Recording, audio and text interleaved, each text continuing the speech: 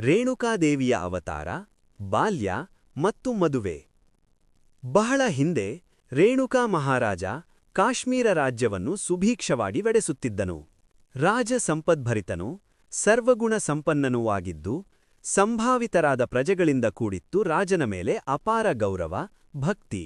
ರಾಜ್ಯದಲ್ಲಿ ಸಂಪತ್ಲಕ್ಷ್ಮಿ ಕಾಲುಚಾಚಿ ಕೂತಿದ್ದಳು. ಕೊರತೆಯೆಂದರೆ ಸಂತಾನ ಭಾಗ್ಯವಿರಲಿಲ್ಲ. ರಾಜನಿಗೆ ಮಕ್ಕಳಾಗಿರಲಿಲ್ಲ. ಮಹಾರಾಜದ ಪಟ್ಟದರಸಿ ಭೋಗವತಿ.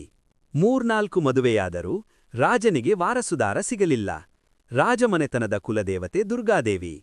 ರಾಜ ನ್ಯಾಯ, ನೀತಿ, ಧರ್ಮ ಪರಿಪಾಲಕ. ಮಕ್ಕಳಿಲ್ಲ ಎಂಬ ಕೊರಗು ದಿನೇ ದಿನೇ ರಾಜನಿಗೆ ಹೆಚ್ಚಾಯಿತು. ಆಗಲೇ ವಯಸ್ಸಾಗುತ್ತಿದೆ.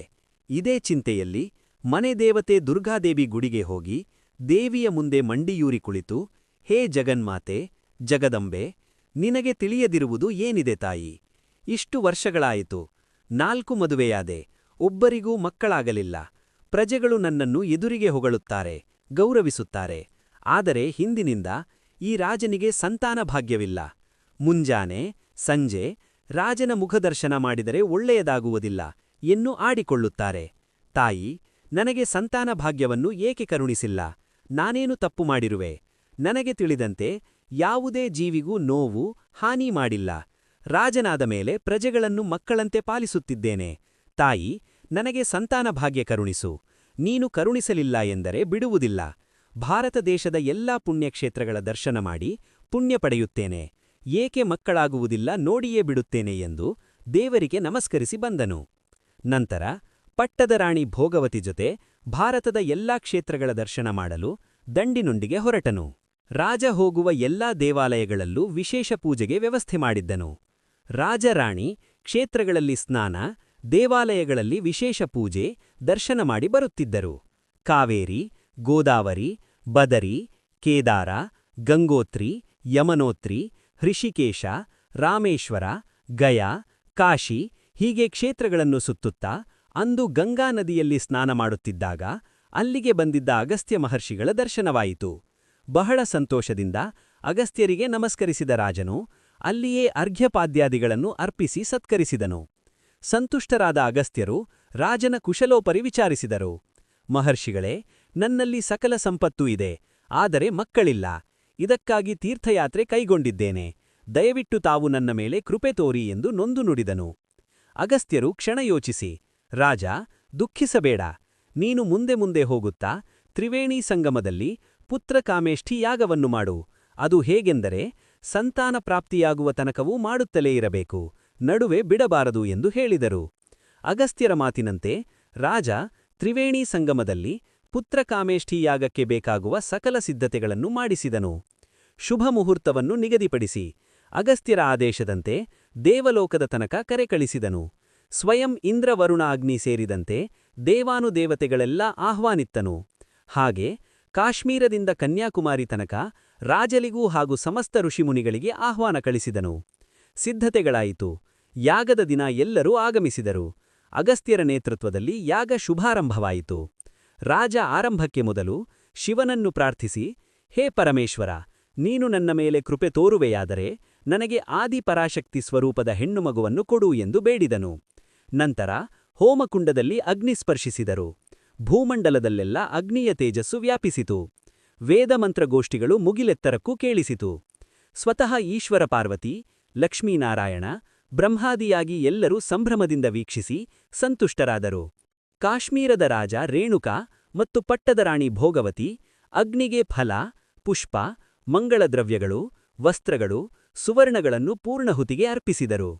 ರಾಜನು ಬೇಡಿದ ಪ್ರಾರ್ಥನೆ ನಾರದರಿಗೆ ತಿಳಿದು ಕೈಲಾಸಕ್ಕೆ ಬಂದು, ಹೇ ಭಗವಂತ, ಪಾರ್ವತೀ ಸ್ವರೂಪದಂತಹ ಪುತ್ರಿ ಬೇಕು ಎಂದು ರಾಜ ಕೇಳಿದ್ದಾನೆ. ಈಗ ಭೂಲೋಕದಲ್ಲಿ ಕೆಲಸಗಳು ಬೇಕಾದಷ್ಟು ಇದೆ. ರಾಜ ಕೇಳಿದ್ದು ಸರಿಯಾಗಿದೆ, ಆದರೆ ಏನು ಮಾಡುವೆ ಎಂದು ಕೇಳಿದನು. ಶಿವನು ಮುಗುಲ್ನಕ್ಕು ಪಾರ್ವತಿಯ ಕಡೆ ನೋಡಿದನು. ಎಲ್ಲವನ್ನೂ ಬಲ್ಲ ತ್ರಿಕಾಲಜ್ಞಾನಿ ಪಾರ್ವತೀದೇವಿ, ರಾಜನ ಅಪೇಕ್ಷೆ ಈಡೇರುತ್ತದೆ, ತಥಾಸ್ತು ಎಂದಳು. ಯಾಗ ನಡೆಯುತ್ತಾ ವರ್ಷ ದಾಟಿತು. ಶುಭ ಸೂಚನೆ ಕಾಣಲಿಲ್ಲ. ಅಗಸ್ತ್ಯರು ನಿರ್ಧಾರಕ್ಕೆ ಬಂದರು. ಯಾಗದ ಸಂಪೂರ್ಣ ಹೊಣೆ ನನ್ನದು. ಭಗವಂತ ಕರುಣೆ ತೋರಿಲ್ಲ. ಆದ್ದರಿಂದ ನಾನೇ ಅಗ್ನಿಗೆ ಆಹುತಿಯಾಗುತ್ತೇನೆಂದರು. ಆಗ ಅಗ್ನಿಕುಂಡದಿಂದ ಸರ್ವಾಲಂಕಾರ ಭೂಷಿತ ಕಿರೀಟಧಾರಿಯಾದ ದುರ್ಗಾದೇವಿ ಎದ್ದು ಬಂದು ಅಗ್ನಿ ಕಡಿಮೆಯಾಗುತ್ತಾ ಬಂದಿತು. ಆಕೆ ಕೈಯಲ್ಲಿ ಆದಿಪರಾಶಕ್ತಿಯ ಅಂಶದ ಹೆಣ್ಣು ಮಗುವನ್ನು ತಂದು ರಾಜದಂಪತಿಗೆ ಕೊಟ್ಟು ಹರಸಿ ಅದೃಶ್ಯಳಾದಳು.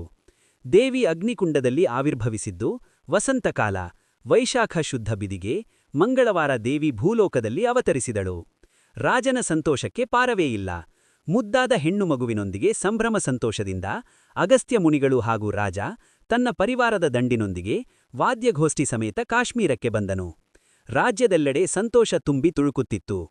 ಅಗಸ್ತ್ಯ ಮುನಿಗಳ ನೇತೃತ್ವದಲ್ಲಿ ಮಗುವಿಗೆ ನಾಮಕರಣ ಮಾಡಿದನು. ಅಗಸ್ತ್ಯರು ಮಗುವಿನ ಕಿವಿಯಲ್ಲಿ ರೇಣುಕಾ ಎಂದು ಹೆಸರಿಟ್ಟರು. ಮಗು ಹುಣ್ಣಿಮೆ ಚಂದ್ರನಂತೆ ಪ್ರಕಾಶಮಾನವಾಗಿ ತನ್ನ ಪವಾಡಗಳನ್ನು ತೋರಿಸುತ್ತಾ ಮುದ್ದಾಗಿ ಬಾಲ್ಯಚೇಷ್ಟೆ ಮಾಡುತ್ತಾ ರಾಜರಾಣಿಗೆ ಸಂತೋಷ ಕೊಟ್ಟು ಬೆಳೆಯುತ್ತಿತ್ತು. ಆದರೆ ಅರಮನೆಯ ಉಳಿದ ರಾಣಿಯರಿಗೆ ಅಸೂಯೆ ಹುಟ್ಟಿತು. ನಾವು ಪಟ್ಟದ ರಾಣಿಗಿಂತ ಚಿಕ್ಕವರು, ನಮಗೆ ಮಕ್ಕಳಿಲ್ಲ, ಸಂತಾನ ಭಾಗ್ಯವನ್ನು ನಮಗೂ ಏಕೆ ಕೊಡಬಾರದಿತ್ತು ಎಂದು ರಾಜರಾಣಿ ಮೇಲಿನ ದ್ವೇಷದಿಂದಾಗಿ ಮಗು ಅರಮನೆಯಲ್ಲಿದ್ದರೆ ಅವರು ಸಂತೋಷವಾಗಿರುತ್ತಾರೆ, ಮಗು ಇಲ್ಲದಂತೆ ಮಾಡಿದರೆ ಎಂದು ಹಾವಾಡಿಗನನ್ನು ಕರೆಸಿ ವಿಷಸರ್ಪವನ್ನು ಮಗುವಿನ ತೊಟ್ಟಿಲಲ್ಲಿ ಇಡಿಸಿದರು. ಮಗು ಆಡುತ್ತಾ ಹಾವು ಮುಟ್ಟಲು ಹೋದಾಗ ಅದು ಕಚ್ಚುತ್ತಿದ್ದಂತೆ ಮಗುವಿನ ಮೈಯೆಲ್ಲ ನೀಲಿವರ್ಣವಾಯಿತು. ರಾಣಿ ಭೋಗವತಿ ಗಾಬರಿಯಿಂದ ರಾಜನನ್ನು ಕೂಗಿದಳು. ರಾಜ ಮಗುವನ್ನು ಎತ್ತಿಕೊಂಡು ದುರ್ಗಾಮಂದಿರಕ್ಕೆ ಹೋದನು. ಅಲ್ಲಿ ದೇವಿಯ ಮುಂದೆ ಮಲಗಿಸಿ, ಹೇ ದುರ್ಗಾಮಾತೆ, ನನಗೆ ಸಂತಾನ ಭಾಗ್ಯ ಕೊಟ್ಟು ಕಿತ್ತುಕೊಂಡೆಯಾ ಎಂದು ಪ್ರಲಾಪಿಸುತ್ತಾ ಪ್ರಜ್ಞೆ ತಪ್ಪಿದನು. ಶಿವ ಪಾರ್ವತಿ ಪ್ರತ್ಯಕ್ಷರಾಗಿ ಶಿವನು ತನ್ನ ವಾಸುಕಿಯನ್ನು ಕೆಳಗೆ ಬಿಟ್ಟನು. ಮಗುವಿನ ವಿಷವನ್ನು ಹಾವು ಹೀರಿತು. ರಾಜ ಏಳುವ ಹೊತ್ತಿಗೆ ಮಗು ಕಿಲಕಿಲ ನಗುತ್ತಾ ಆಟವಾಡುತ್ತಿತ್ತು. ಇದೆಲ್ಲ ನಿಮಿತ್ತ ಮಾತ್ರಕ್ಕೆ ಎಂಬಂತೆ ಆಗುವುದು. ಮಗು ಆದಿಪರಾಶಕ್ತಿಯ ಅಂಶ, ಅದಕ್ಕೆ ಯಾವ ಹಾನಿಯೂ ಆಗುವುದಿಲ್ಲ.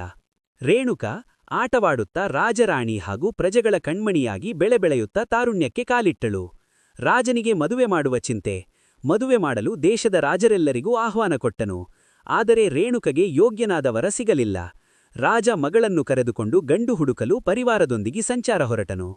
ಹೀಗೆ ಹೋಗುವಾಗ ಗೋದಾವರಿ ತೀರದಲ್ಲಿ ಗೌತಮ ಮಹರ್ಷಿಗಳ ಆಶೀರ್ವಾದ ಪಡೆದು ಅಲ್ಲಿಂದ ರಾಜ ಯಯಾತಿಯಿಂದ ಆತಿಥ್ಯ ಸ್ವೀಕರಿಸಿ ಸಿದ್ಧಾಚಲ ಪ್ರದೇಶ ಮತ್ತು ಕೃಷ್ಣ, ಮಲಪ್ರಭಾ, ಘಟಪ್ರಭಾ ಸಂಗಮಕ್ಕೆ ಬಂದು ಸ್ನಾನ ಮಾಡಿ ಕಪಿಲೇಶ್ವರನ ದರ್ಶನ ಪಡೆದು ಸಾಗುತ್ತಾ ರಾಜಾಧಿರಾಜರಿಂದ ಬೀಳ್ಕೊಂಡು ಮುಂದೆ ಉನಿಪಲ್ಲಿ ಮಹಾರಾಜನ ಆಸ್ಥಾನಕ್ಕೆ ಬಂದನು. ಅಲ್ಲಿ ಗುರು ವಸಿಷ್ಠ ಮಹರ್ಷಿಗಳಿದ್ದು ಅವರ ಆಶೀರ್ವಾದ ಪಡೆದನು. 2 ದಿನ ವಿಶ್ರಾಂತಿ ಪಡೆಯಲು ಅಲ್ಲಿಯೇ ತಂಗಿದರು. ಮರುದಿನ ಬೆಳಿಗ್ಗೆ ರೇಣುಕಾ ಬೇಗ ಎದ್ದು ತನ್ನ ಸಖಿಯರೊಂದಿಗೆ ಮಲಪಹಾರಿ ನದಿ ದಡದಲ್ಲಿರುವ ದುರ್ಗಾದೇವಿಯನ್ನು ಪೂಜಿಸಲು ನದೀ ತೀರಕ್ಕೆ ಬಂದಳು. ಅಲ್ಲೊಂದು ಸುಂದರವಾದ ಜಿಂಕೆ ಕಂಡಿತು. ರೇಣುಕೆ ಜಿಂಕೆ ಹಿಡಿಯಲು ಸಖಿಯರೊಂದಿಗೆ ದೂರ ಹೋದಾಗ ಅವಳಿಗೆ ಸಿಕ್ಕಿದ್ದು ಜಮದಗ್ನಿ ಮಹರ್ಷಿಗಳ ಕುಟೀರ. ಜಮದಗ್ನಿಗಳು ತಂದೆ ರುಚಿಕರು, ತಾಯಿ ಸತ್ಯವತಿ. ಅಲ್ಲಿಗೆ ಬಂದ ರೇಣುಕೆಯನ್ನು ನೋಡಿದ ಜಮದಗ್ನಿ ಮಹರ್ಷಿಗಳು, ಯಾರು ನೀನು, ಇಲ್ಲಿಗೇಕೆ ಬಂದೆ, ಏನು ಬೇಕು ಕೇಳಿದರು. ರೇಣುಕೆಗೆ ಜಮದಗ್ನಿ ಮಹರ್ಷಿಗಳಲ್ಲೂ ಕಂಡು ರೋಮಾಂಚನವಾಯಿತು.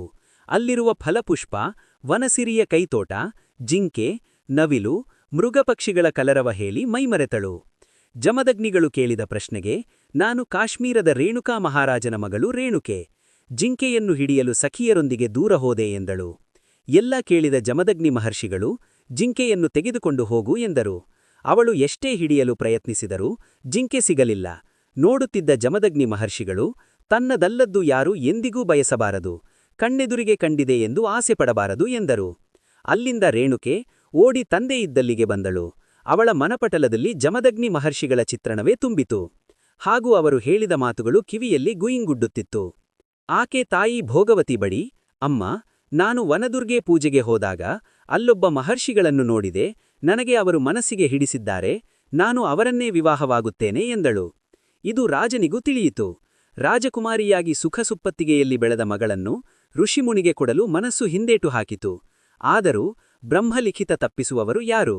ರಾಜರಾಣಿ ಇಬ್ಬರೂ ಚಿಂತಿಸುತ್ತಲೇ ವಸಿಷ್ಠ ಮಹರ್ಷಿಗಳಲ್ಲಿ ತಿಳಿಸಿದರು. ಈ ಕಥೆಯನ್ನು ಬರಹರೂಪಕ್ಕೆ ತಂದವರು ಆಶಾ ನಾಗಭೂಷಣ. ಆಗ ವಸಿಷ್ಠರು, ರಾಜನಿಗೆ ಚಿಂತಿಸಬೇಡ, ಜಮದಗ್ನಿಗಳು ಅಂದರೆ ತ್ರಿಕಾಲಜ್ಞಾನಿಗಳು, ಮುಂದೆ ಏನಾಗುವುದೋ ಎಂದು ಅವರಿಗೆ ಈಗಲೇ ತಿಳಿದಿದೆ. ಹೀಗೆ ನಡೆಯುವುದು ಎಂದರೆ ಅದು ದೈವ ಪ್ರೇರಣೆಯೇ ಸರಿ. ಕಿಂಚಿತ್ ಚಿಂತಿಸದೆ ಮಗಳನ್ನು ಕೊಟ್ಟು ವಿವಾಹ ಮಾಡು ಎಂದರು. ರಾಜ ಮಾತನ್ನು ಮನ್ನಿಸಿ, ನೀವು ಹೇಳಿದ್ದು ಸರಿ, ನನ್ನ ಮಗಳ ಮನಸ್ಸಿನಲ್ಲಿ ವಿವಾಹವಾಗುವ ಯೋಚನೆಯಿದೆ. ಆದರೆ ಜಮದಗ್ನಿಗಳ ಮನಸ್ಸಿನಲ್ಲಿ ಏನಿದೆ ಯಾರಿಗೆ ಗೊತ್ತು ಎಂದಾಗ, ಅಲ್ಲಿಗೆ ಹೋಗೋಣ ನಡೆ, ನಾನು ಬರುತ್ತೇನೆ ಎಂದು ವಸಿಷ್ಠರು ಹೊರಟರು. ರಾಜ, ಪರಿವಾರ, ಗುರು ವಸಿಷ್ಠರು ಎಲ್ಲರೂ ಜಮದಗ್ನಿಗಳ ಆಶ್ರಮಕ್ಕೆ ಬಂದರು. ಜಮದಗ್ನಿ ರಾಜಪರಿವಾರ ಹಾಗೂ ಗುರುಗಳನ್ನು ಸ್ವಾಗತಿಸಿ ಅತಿಥಿ ಸತ್ಕಾರ ಮಾಡಿದರು. ವಸಿಷ್ಠರು ನೇರವಾಗಿ ವಿಷಯಕ್ಕೆ ಬಂದು ರೇಣುಕೆಯ ಮದುವೆ ಪ್ರಸ್ತಾಪ ಹೇಳಿದರು. ಜಮದಗ್ನಿಯು, ಗುರುಗಳೇ, ನೀವು ನನ್ನಂಥ ಬ್ರಹ್ಮಚಾರಿಗೆ ಸಂಸಾರವಾಗಲು ಹೇಳುವಿರಾ ಎಂದು ಕೇಳಿದರು. ವಸಿಷ್ಠರು, ನೀನು ಹೇಳಿದ್ದು ಸರಿ, ಆದರೆ ವಿಧಿನಿಯಮ ಹಾಗಿದೆ. ರೇಣುಕಾ ಕಾಶ್ಮೀರದ ರಾಜನ ಮಗಳು, ಅದೆಲ್ಲವನ್ನೂ ಬಿಟ್ಟು ಋಷ್ಯಾಶ್ರಮದಲ್ಲಿ ಇದ್ದು ಸೇವೆ ಮಾಡುತ್ತೇನೆ ಎನ್ನುತ್ತಾಳೆ. ಇದಕ್ಕೇನಾದರೂ ಬಲವಾದ ಕಾರಣ ಇದೆ ಎಂದರು. ಜಮದಗ್ನಿಗಳು, ಅವಳು ರಾಜಕುಮಾರಿ, ವೈಭವದಿಂದ ಬೆಳೆದವಳು, ಸನ್ಯಾಸಿಗಳಂತೆ ಇಲ್ಲಿ ಬದುಕುವುದು ಕಠಣ ಎನ್ನಲು ರೇಣುಕೆ ಮುಂದೆ ಬಂದು, ನನಗೆ ನಿಮ್ಮ ಪತ್ನಿಯಾಗಿ ಸೇವೆ ಮಾಡಬೇಕೆಂಬ ಹಂಬಲವಿದೆ, ನನ್ನ ಮೇಲೆ ನಂಬಿಕೆ ಇಲ್ಲದಿದ್ದರೆ ಯಾವುದೇ ಪರೀಕ್ಷೆಗೆ ನಾನು ಸಿದ್ಧನಿದ್ದೇನೆ ಎಂದಳು. ಜಮದಗ್ನಿಗಳು ಮರುದಿನ ಬೆಳಿಗ್ಗೆ ರೇಣುಕಗೆ, ಇಲ್ಲಿಂದ ಉತ್ತರವಾಹಿನಿಯಾಗಿ ಹರಿಯುತ್ತಿರುವ ಮಲಪಹಾರಿ ಜಲವನ್ನು ಪೂಜಾ ಸಮಯಕ್ಕೆ ಸರಿಯಾಗಿ